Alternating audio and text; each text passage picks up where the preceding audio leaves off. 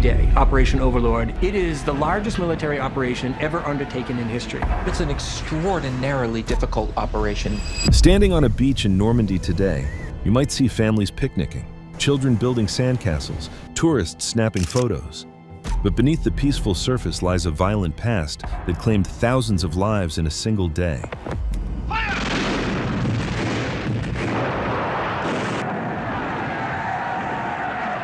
The world is full of places like this, sites where history's darkest hours unfolded, now transformed beyond recognition. Some have been deliberately erased, others rebuilt from ruins, and a few preserved as haunting reminders. What happened to these locations, and what do they look like now? We're here on the battleship Arizona's stern. This is the aftmost part of the ship that slowly sank into the harbor bottom. From landing zones to tourist beaches, Omaha Beach and Normandy. On June 6, 1944, Omaha Beach became a killing field. American soldiers jumping from landing crafts were met with a devastating wall of German machine gun fire.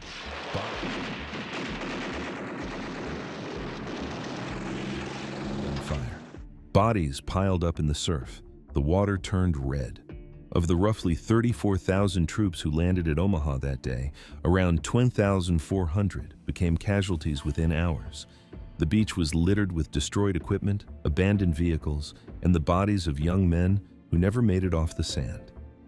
Today, Omaha Beach is just a beach. The wide stretch of sand looks peaceful, almost inviting. Families vacation here. People walk their dogs along the shoreline.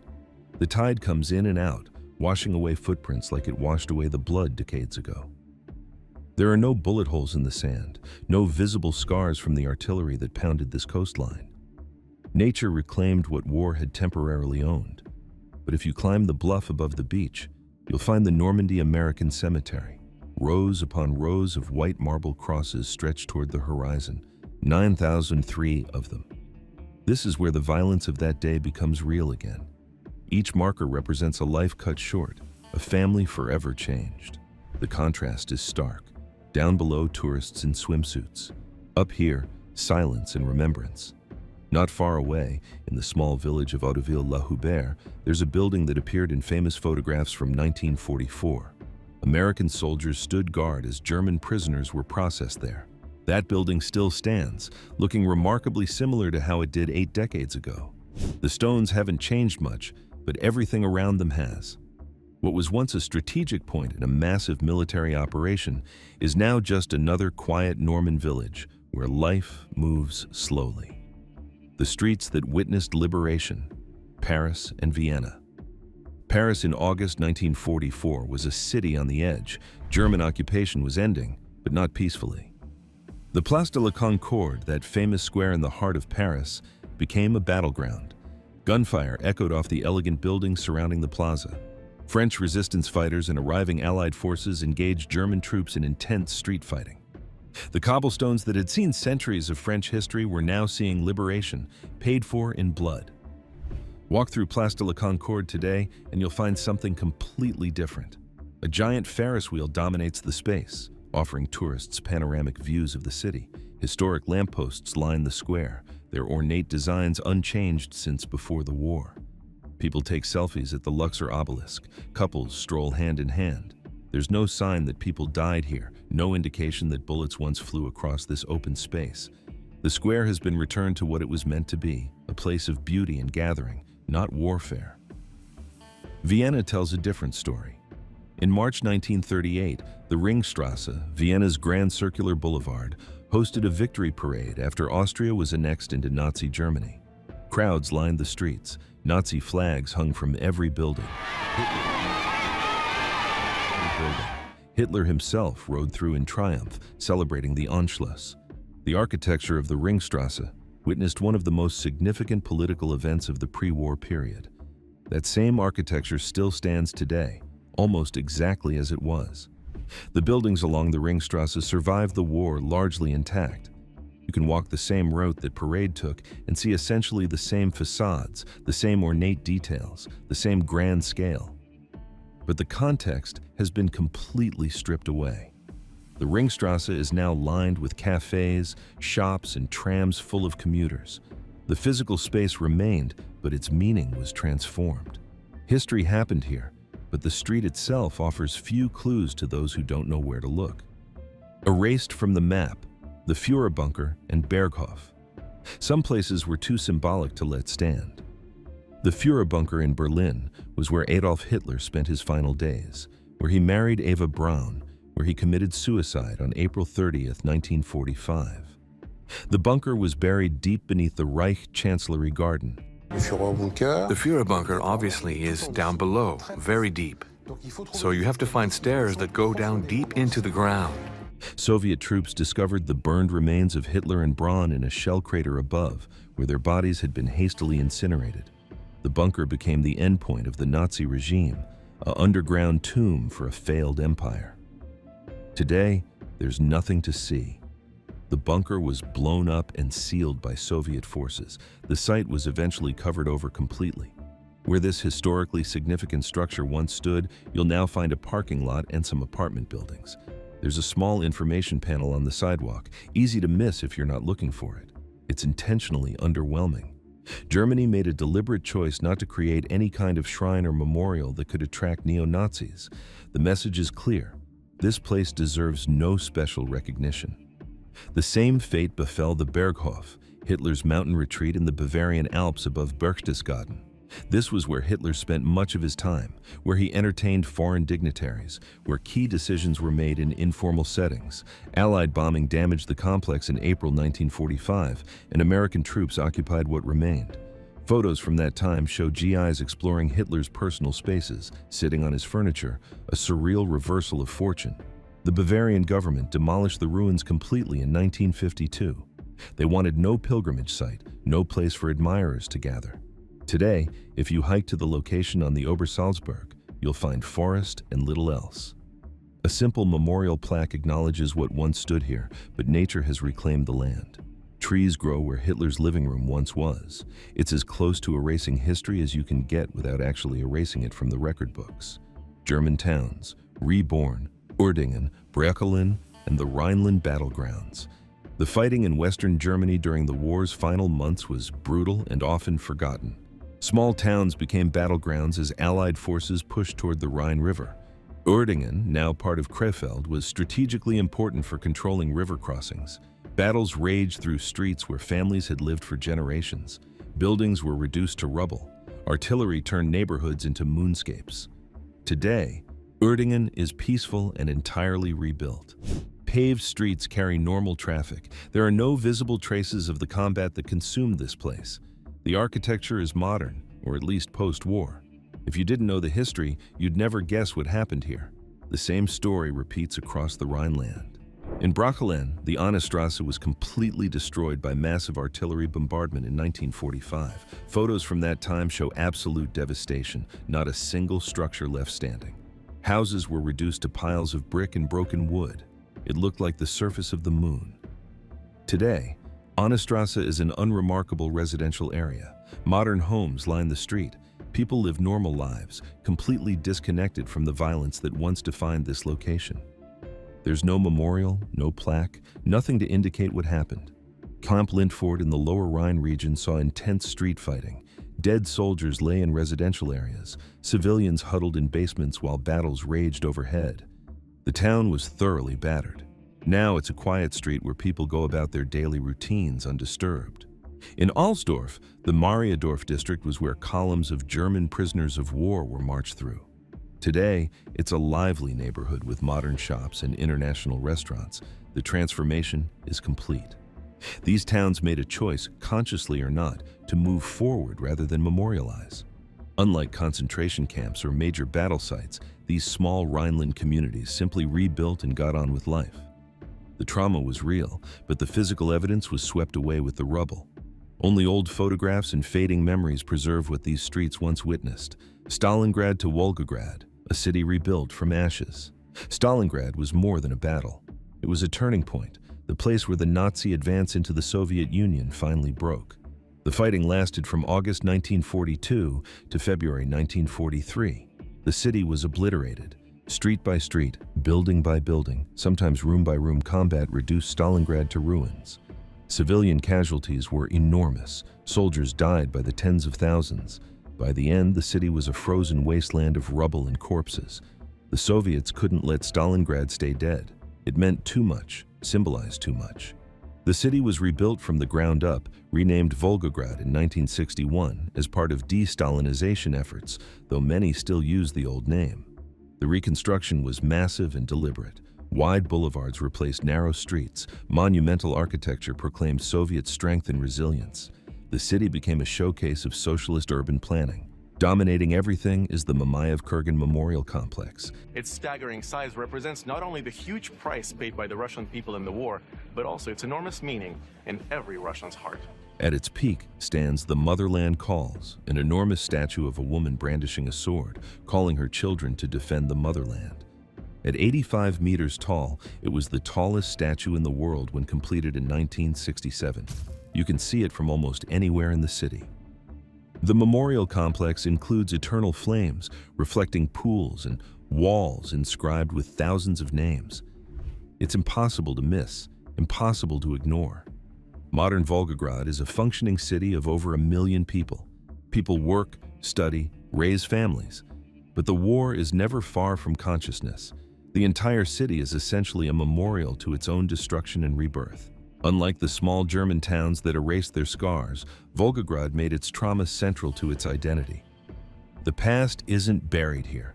It's built into the landscape, towering over everything, reminding everyone what this place endured. The silence of annihilation, Treblinka and Auschwitz-Birkenau. Some places were designed to disappear. Treblinka was a death factory, nothing more. A British forensic archaeologist has unearthed fresh evidence to prove the existence of mass graves at the Nazi death camp Treblinka in Poland.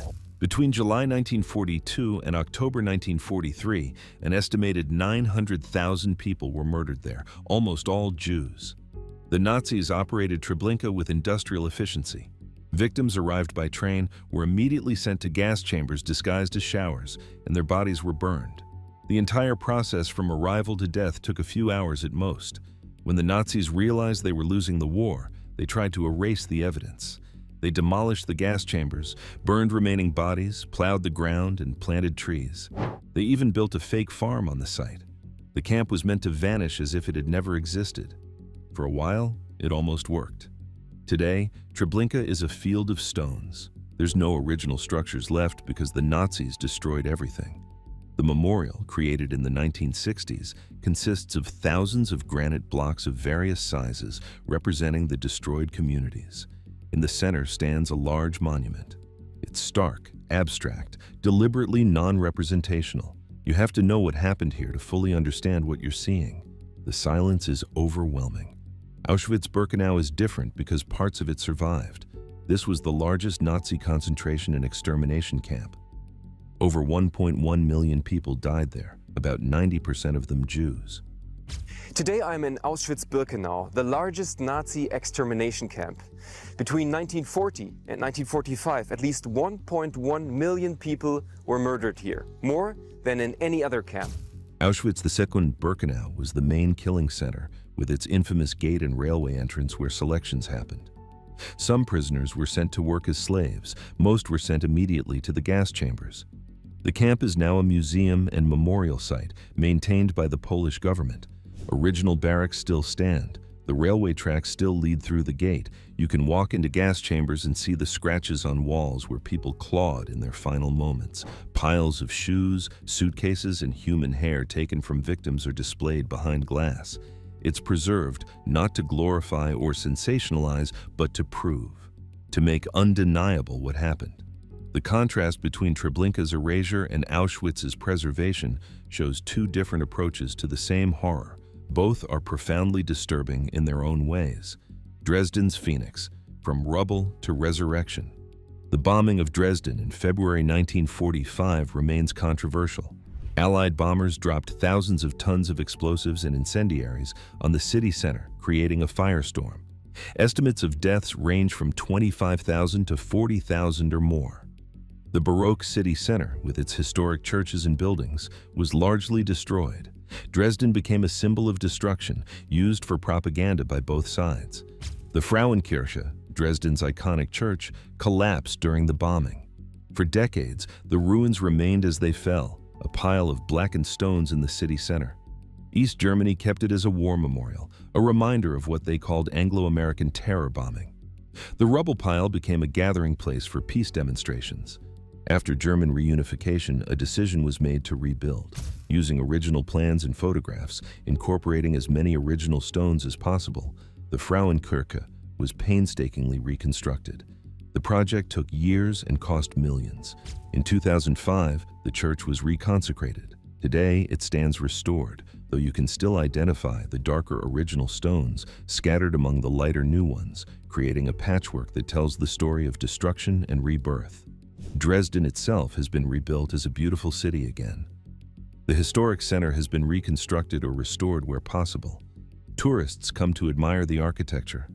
But unlike some places that completely moved on, Dresden wears its history visibly. The Frauenkirche isn't just a church. It's a statement about resilience, reconciliation, and the choice to remember by rebuilding rather than preserving ruins. Where empires fell, the Reichstag's transformation. The Reichstag building in Berlin has witnessed nearly every major turn in modern German history. It housed the German parliament until the mysterious fire of 1933 that the Nazis used to consolidate power. The building was heavily damaged during the war and became a symbolic target for Soviet forces in the Battle of Berlin. The famous photograph of Soviet soldiers raising the red flag over the Reichstag on May 2, 1945, became one of the most iconic images of the war. It symbolized the final defeat of Nazi Germany, Soviet victory, and the end of Hitler's regime. The building itself was a gutted shell, windows blown out, walls pockmarked with bullet holes, interior largely destroyed. For decades, the Reichstag sat partially ruined, a monument to past failures. West Germany's parliament met in Bonn instead. After reunification, a decision was made to restore the building and return the German parliament, the Bundestag, to its historical home. British architect Norman Foster designed a modern glass dome to sit atop the renovated building, symbolizing transparency and democracy. Today, the Reichstag is one of Berlin's most visited sites. The glass dome allows visitors to literally look down into the parliamentary chamber below. You can still see some preserved bullet damage and graffiti left by Soviet soldiers on interior walls, kept as historical evidence. The building connects past and present, acknowledging dark history while housing modern democratic government. It's a powerful transformation from symbol of Nazi power to symbol of democratic Germany.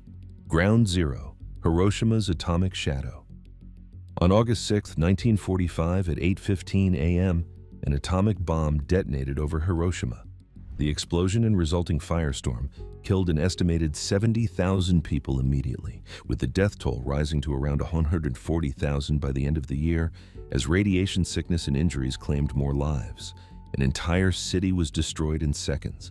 People were vaporized. Shadows were burned onto walls where bodies had blocked the flash. One building survived near the hypocenter, though barely. The Hiroshima Prefectural Industrial Promotion Hall, now known as the Atomic Bomb Dome, was almost directly beneath the blast. Its distinctive domed roof collapsed, but the structure remained standing. It became an instant symbol of the atomic age. The dome has been preserved exactly as it was after the bombing. The twisted metal framework of the dome stands exposed. Broken walls reveal the interior. No repairs have been made except those necessary to prevent further collapse. It sits in the middle of what is now the Hiroshima Peace Memorial Park, a green space dedicated to peace and remembrance. Modern Hiroshima has been completely rebuilt around this preserved ruin. It's a thriving city of over 1 million people. Office buildings, apartment complexes, shopping centers, all the markers of a modern Japanese city. But the dome remains, surrounded by park space, a deliberate scar kept visible. The Peace Memorial Museum nearby documents what happened with photographs, artifacts, and survivor testimonies. Hiroshima made a choice to remember through preservation and education, not by staying frozen in the past, but by carrying that past deliberately into the present. Frozen in time, Pearl Harbor's underwater memorial. On December 7, 1941, Japanese aircraft attacked the U.S. naval base at Pearl Harbor. The surprise assault sank or damaged 8 battleships and destroyed numerous aircraft. The USS Arizona took a catastrophic hit when a bomb penetrated her deck and ignited ammunition magazines. The explosion was massive. The ship sank in minutes, taking 1,707 crewmen with her. The Arizona remains where she sank, at the bottom of Pearl Harbor. Unlike many of the other damaged ships that were raised, repaired, and returned to service, the Arizona was too damaged and her casualties too great. The Navy decided to leave her as a war grave. In 1962, a memorial was built directly over the sunken hull. The USS Arizona Memorial is a white structure that spans the ship without touching it. Visitors take a boat from shore to the memorial, where they can look down through the water at the rusted remains below. Oil still leaks from the wreck, rising to the surface in small amounts, called the tears of the Arizona by some. The memorial is both tomb and museum. The names of those who died on the Arizona are inscribed on a marble wall. Parts of the ship are visible beneath the water, including gun turrets and the hull structure. It's a place of quiet reflection. The ship stays underwater, the crew stays with their ship, and the memorial preserves that moment without disturbing it. Pearl Harbor made time stop on December 7, 1941, and the Arizona Memorial keeps it stopped, at least in that one place. The world is covered in layers. What you see on the surface is just the latest version. Beneath peaceful beaches lie the bones of soldiers. Under parking lots are bunkers where dictators died. Inside rebuilt churches are stones that survived firestorms. Some places chose to remember by preserving, others by rebuilding, and some by deliberately erasing. But the past happened whether we can see it or not. These transformed locations prove that time moves on. But history never quite disappears. It just takes different forms, waiting for those who care to look a little deeper.